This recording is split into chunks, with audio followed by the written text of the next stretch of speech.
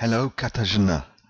Hello to Katarzyna's children, if you are listening to this. My name is John. I am English, but I live in Scotland. They are both countries which are part of the United Kingdom. That is one country. It is a complicated thing. You should maybe ask your geography teacher to explain it, because they usually can't. Your mum has kindly asked me to do some reading for her and for you. And I am going to read my favourite children's book. It is all about a bear called Paddington. I like Paddington a lot. He is very much like me, and he is very sweet and funny. No, I am not sweet and funny, but he does things that remind me of myself. So, with your permission, I am going to read a storybook called excuse me, Paddington at the Palace. A palace is where kings or queens live, so it is where our current queen lives. And I shall try to read clearly and slowly for you.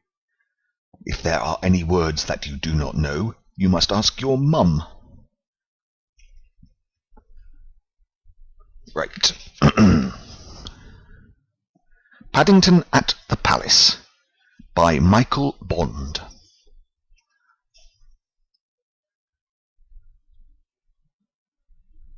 One morning, Paddington and Mr. Gruber is Paddington's friend, Mr. Gruber set out to see the changing of the guard at Buckingham Palace. The changing of the guard is a military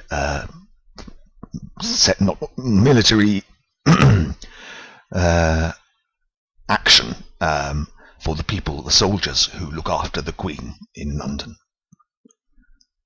Mr. Gruber took his camera. Paddington took a flag on a stick in case he saw the Queen, and they both sat at the front seat of the bus so that they could see all the places of interest along the way. The bus took them most of the way. Then they had to walk through St. James's Park. It was a lovely sunny morning, and there were flowers everywhere. "I think I may pick some for the Queen," said Paddington. "I'm afraid that's against the law," said Mr. Gruber. He doesn't speak like that. I should do a better voice. This is what's known as a royal park. All the flowers belong to the Queen anyway. Besides, it would spoil it for others. If you like, I'll take a picture for your scrapbook instead. Fancy having a front garden as big as this, said Paddington. I wonder if she has to mow the lawn. Mr. Gruber laughed, and then, as they drew near to some large gates, he pointed towards the roof of a building beyond them. "We're in Luck's Way, Mr. Brown." Paddington's surname is Brown. His name is Paddington Brown. "We're in Luck's Way, Mr. Brown," he said. "There's a flag flying. That means the Queen is at home." Paddington peered through the railings and waved his own flag several times in case the Queen was watching.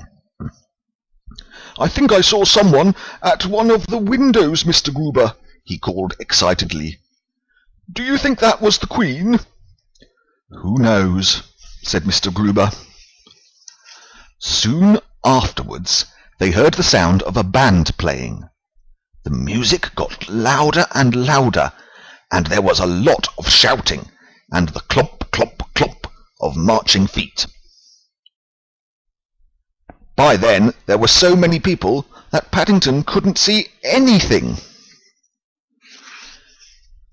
Mr. Gruber wondered whether he ought to suggest holding Paddington up to see things. But in the end he bought him a periscope instead. "If you look through the bottom end," he explained, "you can see over the top of people's heads." Paddington tried it out, but all he could see were other people's faces, and he didn't think much of some of those. In the end, he tried crawling through the legs of the crowd, but by the time he got to the other side, the band had passed by. "Look," said a small boy, pointing at Paddington. "One of the soldiers has dropped his hat." It's what they call a busby, dear. Busby. That is the official name of the furry hats that royal soldiers wear. Paddington jumped to his feet. "I am not a busby," he cried. "I am a bear." Gradually the crowd melted away until there were only a few people left. "Oh dear," said Mr. Gruber. "It's all over, and I didn't even get a picture of you with one of the guardsmen." "I didn't even see them," said Paddington sadly. Just then a man in a bowler hat — a bowler hat is a special round hat. It's often worn by important people. Just then a man in a bowler hat said something to a policeman by the gate, then pointed towards Paddington and Mr. Gruber. The policeman beckoned to them. "I've instructions to invite you inside, so that you can take a proper photograph," he said. "You are very honoured."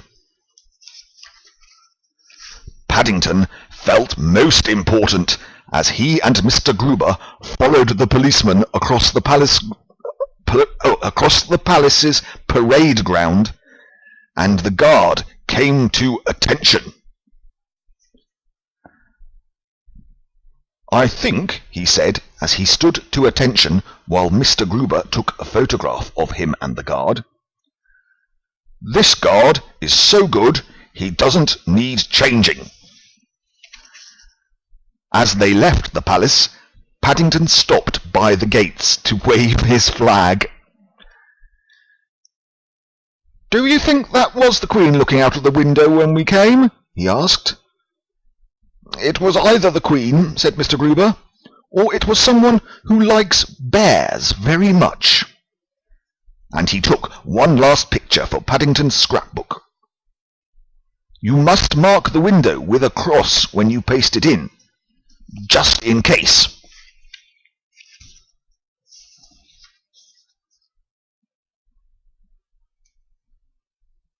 And that is the end of Paddington's adventure at the palace. I will happily do more of these. Your mum has asked me to do one of these every night for a while, and I will very happily do so. I've got a lot of these stories, so if you like them, I will do them. But if you have anything else that you want me to do, I will do that as well. Right. In England, it is 5:30 in the morning, and I think I should go to sleep. I hope you are asleep, and I wish you all a very happy Sunday.